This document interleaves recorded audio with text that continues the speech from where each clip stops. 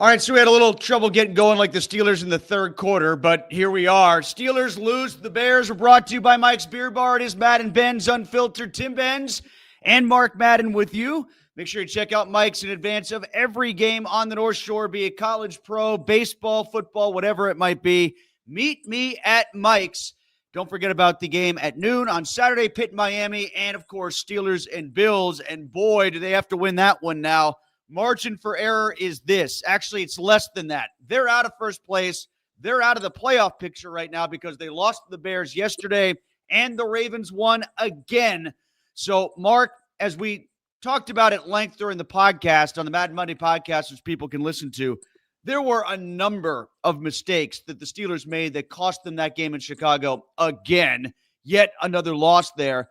But the biggest one, I keep coming back to it, the blown scramble by Mason Rudolph on that 3rd and 4. It turns out the more I look at it, more of a comedy of errors that it was, and boy, did it summarize what the Steelers were in Chicago. I mean, you got video surfacing of Aaron Rodgers screaming from the sidelines, it's illegal, yet no one else seemed to know. Well, Grandpa, if it's illegal, why weren't you out there making sure it wasn't? I mean, I'm being semi-facetious. But, is that on Mason Rudolph? Is that on the coaches? Is that on whoever didn't line up in the right place? These are professional football players. I expect them to at least know where to line up. Well, I will put that on the players for not knowing where to line up. I will put that on Rudolph for not recognizing it because apparently Calvin Austin did, and he just couldn't get the word over to Mason, or Mason didn't recognize. But at the same time, what is the play that's coming in at that point that has the running back split wide at wide receiver where that's going to be in question? Why is that the play that's coming in there? I don't know, Tim. I mean, that was a blown opportunity because that scramble was big and could have been a turning point in the game. But I just see so many more big picture things to talk about. Like T.J. Watt had the strip sack that led to Herbig's touchdown. But other than that, he was invisible. Cam Hayward invisible. DK Metcalf invisible. And these guys all make a ton of money. I think the guys who were most culpable in the Steelers having the same old season as they always do, which is disappointing, is guys who make a ton and don't do enough. And that includes Mike Tomlin, who makes a ton, $16 million, and just is a bad coach. It's not a very good team, and it has bad coaching. Oh, yeah. The coaching, I think, was very much an issue yesterday. And I'm hearing a lot of people sort of do what they often do at this time of year and in this situation. When the Steelers look like their backs are against the wall, it turns into, oh, well, they're just not a very good team. And that's a passive-aggressive way of defending Tomlin and putting the blame elsewhere. Oh, not in my case. Not in my case. I no, think not one you. of the main reasons it's not a very good team is because of Mike Tomlin's contributions on every level he contributes, quote unquote. And it's also, he's the center of the team building. Now, you raised the question during the podcast, and I admit it, I don't watch as many of the national shows as you do, getting ready for a 3 or 4 hour show every day. So you watch a lot of the national programs, but you... No, I don't. Well, you always talk about the ESPN Grimace and Grunt shows. That's not me. Yeah, that doesn't mean I watch them. Well, I mean, you're getting sound bites. You don't have to watch those shows to know exactly what goes on. Okay, well, then maybe you didn't watch it, which would make my question null and void, but I was going to advance to you because you advanced on the podcast that everybody would be talking about something besides Tomlin when it comes to the Steelers' loss in Chicago. Oh, no question. That's just as is tradition at this point. And the other trend is, and it's kind of calmed down a little bit. Maybe Twitter's wising up. But the minute Rudolph threw that early interception, they wanted Will Howard to go in, and they were predisposed to blame Rudolph for the loss even before the ball was kicked off. Well, where I was going with the thought was I just think that they found a different way to solve it. Now it's just don't talk about the Steelers. Just talk about Shadur, talk about Dallas's comeback, talk about the Indy-Kansas City game. They just don't seem to be mentioned so much in this game because I think it is so obvious that you have to put a lot of the blame at the feet of the coaches here. Oh, no question. And here's something you can lay at the feet of the coaches, too, that is nonetheless a bit of a sidebar. One of the Steeler bloggers tweeted about how many guys have left here in recent memory that have gotten considerably better after leaving Pittsburgh. Whether it's Dotson or even Pickens, who is just a dynamo in Dallas, there are just so many guys. It just Like, this is just not a good football organization. Never mind saying it's not a very good team, which it isn't. It's not a very good football organization. It needs to be purged from top to bottom, which makes it even more maddening when nothing at all will change between now and next year. That's the big point. Is nothing at all will change. We can talk about this, and we will throughout the remaining couple months of the season. But once it gets to the offseason, it'll just be the same old cycle of people talking themselves into why next year will be different, and it won't be different. The quarterback might be different. The coordinators might be different, but so long as Tomlin is there, unless they do land themselves their version of Drake May, and even if they do, I don't have the faith that Tomlin and his staff, whoever it is going to coach him into being Drake May. It's going to be the same. Yeah, and a big problem too, Tim, is the owner. The owner's scared and timid. Tomlin, in an abstract way, bullies him. I don't mean literally, but you know what I mean. He's scared to suggest anything that might cross Tomlin, let alone fire Tomlin. And I don't have to be there to know that's true too. I just kind of see where things are going now, and it's starting to feel like, people want to draw such a thick line between what it's like to be in existence where it's better than 500 every year and never winning a playoff game versus what it was in the 80s where they rarely won a playoff game and they were below 500 a couple of times.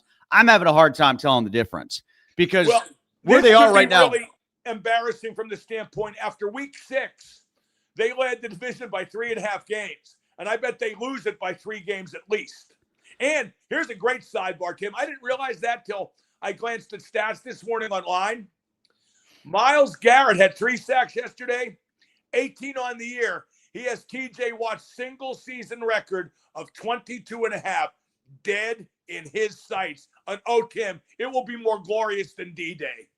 Yeah, and they do play against the Steelers one more time up there where he usually gets. Better yet. What if he breaks it then? He usually gets what, Mark? Like 2.5 sacks every time the Steelers go up there? And all this just in time for TJ to make $41 million a year. More than Garrett. Not a better player, but better money. And that's all TJ Watt has ever been about. Recognition through money. Not playoff wins, anything but. The sack that Watt had in the end zone that created the fumble for the touchdown, it's an obvious, easy highlight, but it doesn't tell the story of what the pass rush was, or maybe better said, the pass rush, what it was not. Because the secondary, and rightfully so, is getting skewered for letting all those wide receivers run around with free space in the back third of the defense. But that was the only sack of Williams the whole day. And he did get away a couple times, but it's not like he was Michael Vick or Patrick Mahomes ducking around and diving through guys and around guys. He wasn't pressured all that much. Yeah, and I think Caleb Williams did a decent job. He grew into the game, especially in the second half. But the whole defense was awful. I mean, Tim, tell me one thing or one player with that defense that was anything above average. I didn't see anybody out there doing anything better than meh. Well, I thought the collective run game on defense was good. And maybe they overloaded so much on that they left themselves exposed. You heard what Patrick Queen talked about in post-game comments when he said that there were schematic issues afoot. And they were talking about guys in the middle trying to defend beyond the hashes and what a problem that was. He got into some specific jargon, and I didn't hear the tone of the question to even set it up to pontificate over what he was specifically saying. But all I needed to hear were there were schematic issues and him doing this and holding back, trying to not criticize what plays were coming in. I'll tell you what the tone of the question should have been. You guys suck. What's the problem? Well, you could do that for the coaches and the players, couldn't you? No question. And now my phone's ringing. Good God. Is that a telemarketer? I'm sure it is. Hold on. All right. Yell at him. I always enjoy this. This is usually the highlight of the show when Mark has... Here we go. Hello.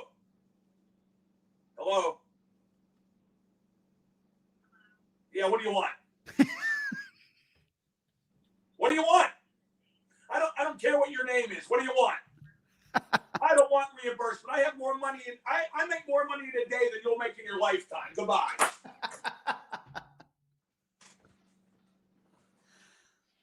Not insurance. Hey, I usually get the insurance one. What are they trying to reimburse you for? I don't know. Didn't give her a chance. Hopefully it wasn't taxes. Hopefully that wasn't from Harrisburg. And now I just hung up so they could do it again. I'm an idiot. Real quick, Mark, before we get some comments, because we're going to play a little catch-up here. What do you think of the Penguins weekend? I agree with Dan Muse. I mean, they did a little better Saturday than Friday, but they had 4 points on offering, and they got one, and that's not good enough. And they're really fading. I mean, they're really fading. They are a shadow of what they looked like in October, and it's a couple injuries, to be sure, like Raquel, especially his absence, but they're just coming back to earth. It's not a great roster. It's the magic of the loser point is what it is, because, you know, you look at hockey 500 versus real 500, they're below. And if you look at, you take away what the overtime losses were, they've won twice in November now. We're almost to Thanksgiving. Well, yeah, but they should be thanking God for the loser point because they're 0-5 when the game. Jesus, telemarketer now coughing up blood. They're 0-5 when the game goes past 60 minutes. So at least they're getting something, but you can't go 0-5. You can't lose every game that goes past 60 minutes and even think about making the playoffs. And they played good in overtime on Saturday, but didn't win. Like Muse said, you know, the only thing that lacked was the finish, but that's what matters maybe the most. In fact, it does matter the most. All right, let's get some comments here because there's a lot that came in. We'll start things off with RJ, who says, DK Metcalf, poor player or incorrectly used? Both. Yeah, I think it's both, too. I mean, like, he's not a poor player, but he's not playing up to the level of his contract and what they gave up to get him and what they're paying him now. Well, you look at a guy like that, you see several evident flaws. He's big, but he's lousy at contact catches. He drops balls. He chronically commits offensive pass interference. And you paid that guy, what was it? $1.32 over 4 years? Come on. I mean, he is disappointing horribly. And I hate the game plan. I hate the lack of long throws. I hate so much about that offense, but I also hate DK Metcalf's failings, which are undeniable, even given context. Well, whenever you have a big receiver and you talk about how good or bad that receiver is when it comes to combat catches, and you do it all the time, then he's probably in combat catch situations too much because he's not running away from coverage or you're not scheming enough to get him open. And we seem to have that conversation over and over and over again about Metcalf. I just think he's a bum. I think he's a bum. I think Watt's a bum. I think Hayward's a bum. The big money bozos. That's who's letting the team down the most. If you make the most, you should do the most, and they're not doing enough. And Cam especially, at least Watt made one play yesterday.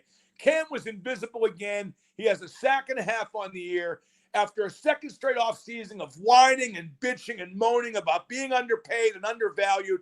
Dude, now you're overpaid. You're overvalued because you should quit. You should quit in the middle of the season because you're washed up.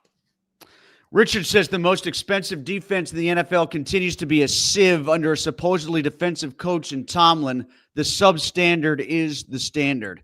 Yeah, that's the biggest thing that hangs over Tomlin's head. He's changed the narrative of what the standard is for the Steelers, and that used to be what he used to rest his head on to build up his reputation. All the standard is now is not having a losing season. It's a pathetic shell of a franchise compared to what it used to be. Frank says after Rudolph's performance, you guys better prepare yourselves for Howard derangement syndrome. Well, no, Rodgers will be back. It certainly sounds like he's going to be back for Buffalo. I don't know if that's a good thing or a bad thing, but it sounds like he's going to be back.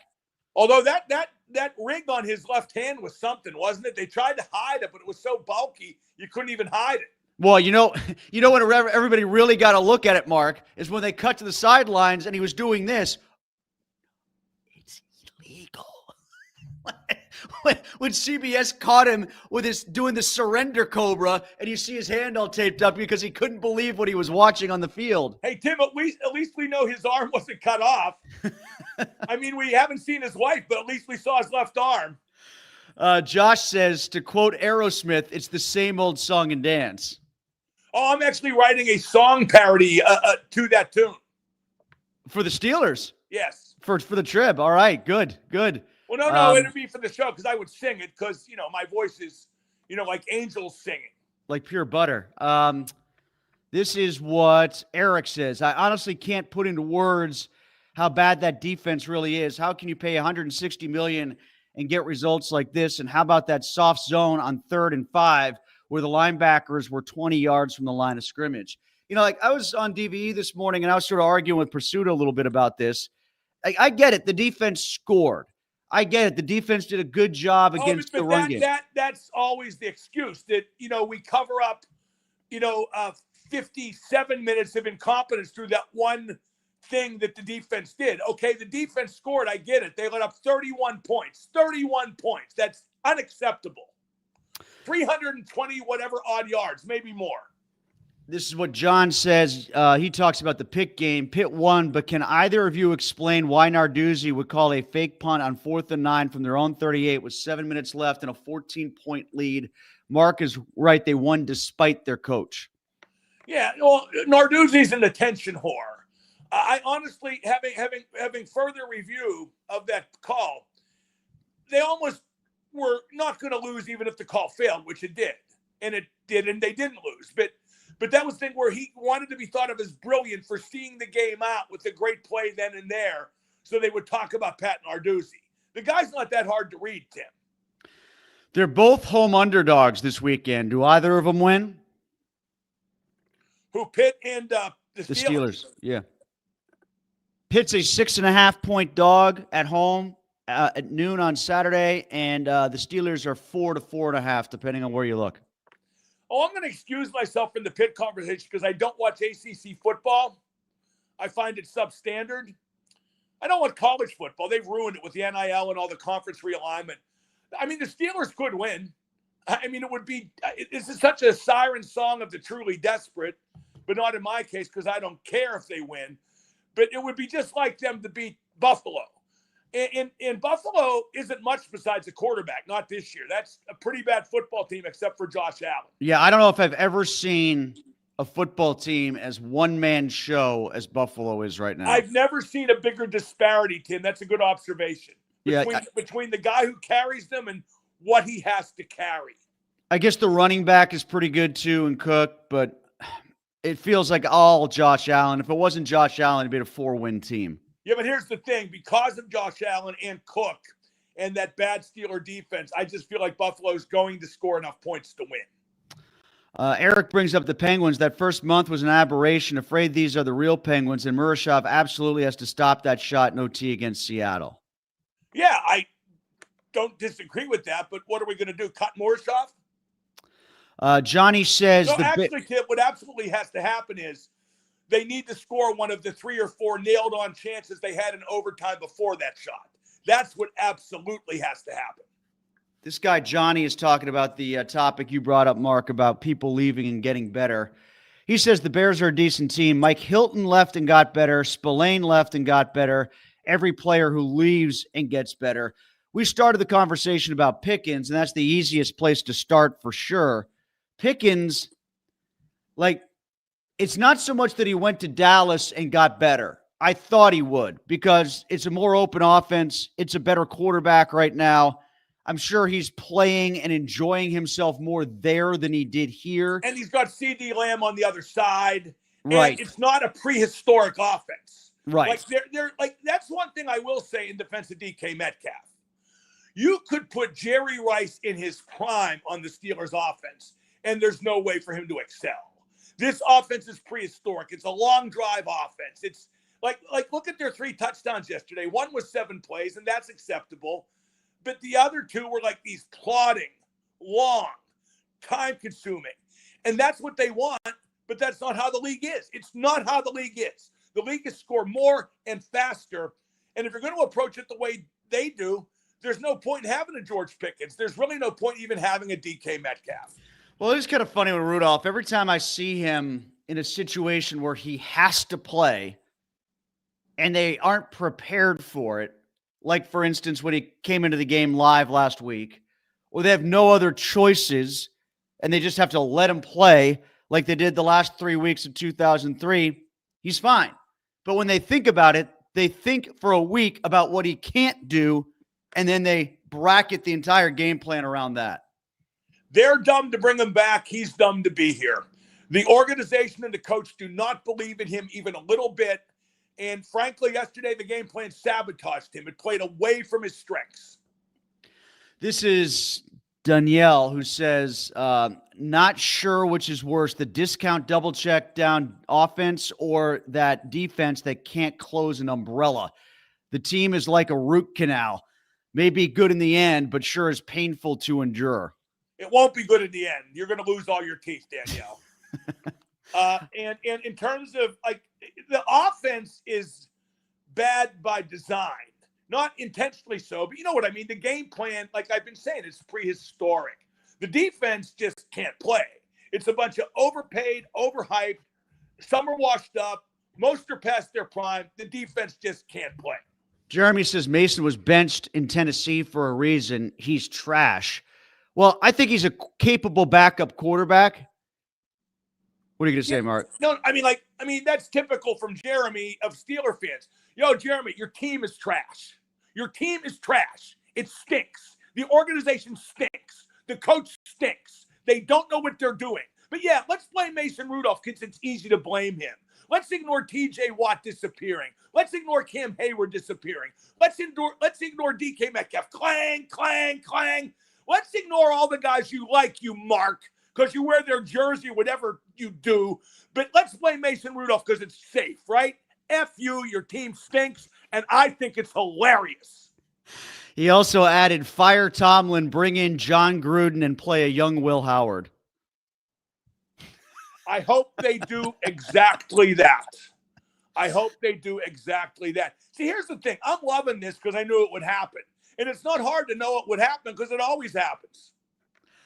This is what this is just a bunch of letters. Bills do have extra prep time playing for Thursday after playing against Houston. Yeah, they do have extra rest. Imagine what they could do with the extra prep time to prepare for that Steeler juggernaut.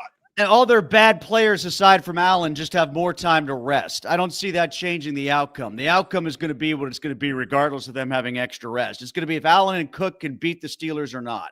Well, here's something important to know, too, to my mind, Tim. They could beat the Bills. They could. It's at Acrisure. The Bills, like we say, except for a couple guys, and especially the quarterback, really aren't that good.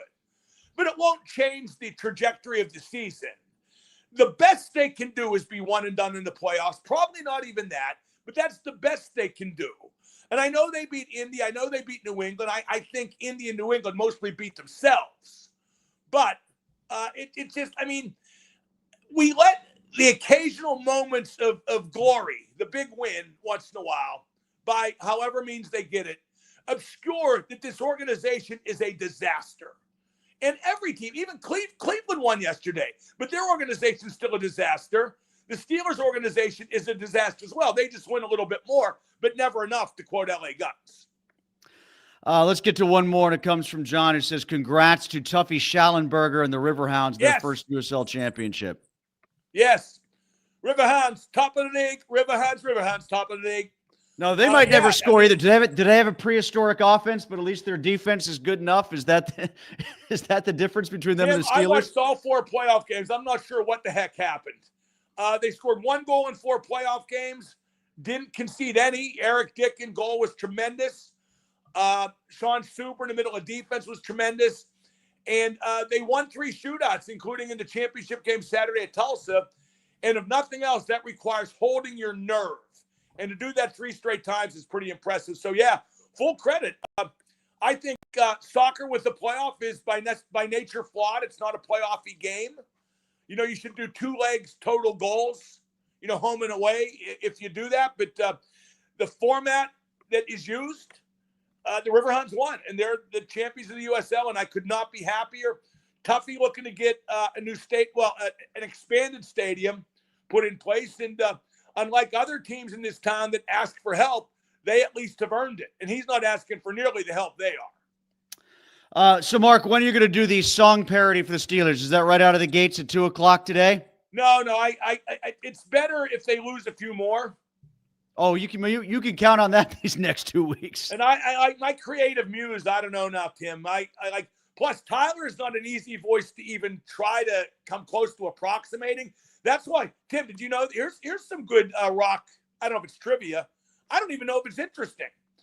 But the reason there's so few Aerosmith tribute bands is because Tyler is really hard to do. like I've talked to guys in tribute bands. That's what they say. Like Ozzy is not hard at all, they say. Really? I would think Ozzy would be hard to mimic. No, not really. You just got to kind of let that edge off your voice, if you know I was what just I going mean. to say, like the echo in his voice. He's almost got his own built-in echo. Yeah, and Plant's actually easy to do. That's why there's so many Zeppelin tribute bands. But Tyler, especially when you add in the look and the mannerisms, if you're trying to look like him. Which is the best Aerosmith tribute band that you've seen? Are they out of I've only Boston? seen one, and it wasn't very good. Oh, okay. All like right. I said, there aren't very many. And part of that is up until recently, Aerosmith existed. Although Ozzy just recently passed, but he'd been kind of out of the eye for a while, which led to a bunch more tribute bands. The Ozzy bands that you've seen, do you find that they usually do just straight Ozzy tunes? They doing a lot of Sabbath stuff? They do both. They Both? do both. There's a great Ozzy tribute band coming to the Lamp Theater. Is it next month or January? Called Mr. Crowley. It also features Adam Crowley. Oh, okay, good. And yeah, it's real. They're really good. They're the best I've seen. You know who nobody does? Dio. Oh, that would be almost impossible, I would think. Yeah, like there's a great band called Beyond Purple that's coming to Jurgle soon. And they do Purple, Whitesnake, what other? Rainbow. But they only do one Rainbow or Dio song, like Rainbow with Dio, because it's just so hard to do. I was listening to Sirius the other day, and they played a Whitesnake tune, and they went into the Whitesnake tune talking about Reb. Reb's got a new album coming out or a new band that he's put together. Is that right? Yeah, Black Swan. Okay, yeah, That's was probably it. what they're talking about. Yeah, it's him, Robin McCauley, who used to be with Michael Schenker, Jeff Pilson with Foreigner, used to be with Dokken, and I forget, Matt Starr's the drummer. Yeah, it's really good, but like what market is there for that to play live? Because you can't make money selling records now. Reb's currently, Apply Within. Like I always tell him he should do like Scott Blasey from the Clarks does those one-man acoustic shows. Yeah. You ever seen him? Not live. No, I've seen him sing like the anthem, and I've seen him pop up like here. When he has a thing where he has like an acoustic guitar amp, and he goes and does local bars and clubs and does like some Clarks, some classic rock, 70s, and it's really good. Scott's really good, period. But it's really good. I always tell Reb he should do that, but he doesn't seem interested just yet. All right, so Mark, whether or not he's doing the Steven Tyler voice about the Steelers, we'll find out. He'll get around it somehow, but he will find inspirational muse, and he'll be on at 2:00 today. Maybe Dan Muse. Or I don't know if you want to talk to Dan Muse right now, based on the way He things was are mad. going. I like that. He got a little angry in postgame, from what I understand. Yeah, Not enough either at the team. A lot of the trend now is when coaches' teams lose and you call them on it, they get mad at the media. Muse placed the anger properly. So Mark's on at 2. We will have the Madden Monday podcast posted all day. It's up there at Shrib Live. And I will be back on Wednesday with Mike DeCourcy. It's a Wednesday edition of the Friday Football Show before the Thanksgiving games. Here, 10 o'clock on Wednesday, brought to you by Mike's Beer Bar.